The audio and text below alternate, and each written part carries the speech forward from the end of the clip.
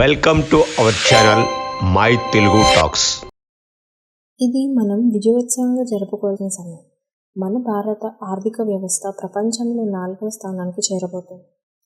దీన్ని మొదటి స్థానానికి తీసుకెళ్లాలని మనం కోరుకుందాం. అయితే ఈ లక్ష్యం అంత సులభం కాదు. దీనికి కొన్ని సంవత్సరాలు పట్టవచ్చు.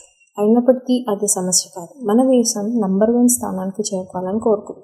భారీ విజయానికి భారత్ 2025 చివరి నాటికి ప్రపంచంలో 4వ అతిపెద్ద ఆర్థిక వ్యవస్థగా ఎదుగుతుంది.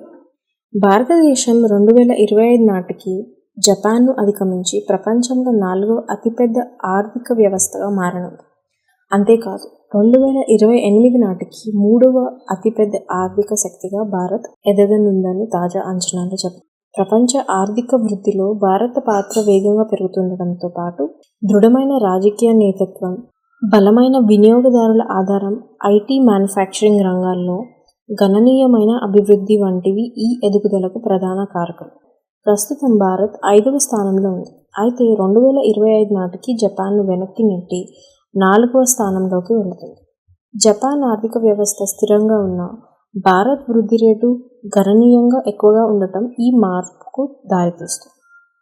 2028 నాటికి భారతదేశం జర్మనీని అధిగమించి 3వ స్థానం చేరుకునింది. అంతర్జాతీయ నిపుణులు అంచనాల ప్రకారం ఇది దేశానికి అభివృద్ధిలో తీసుకెళ్లే అవకాశం, ప్రపంచ రాజకీయాలలో ప్రముఖ స్థానం కల్పించే అవకాశం కలగనుంది.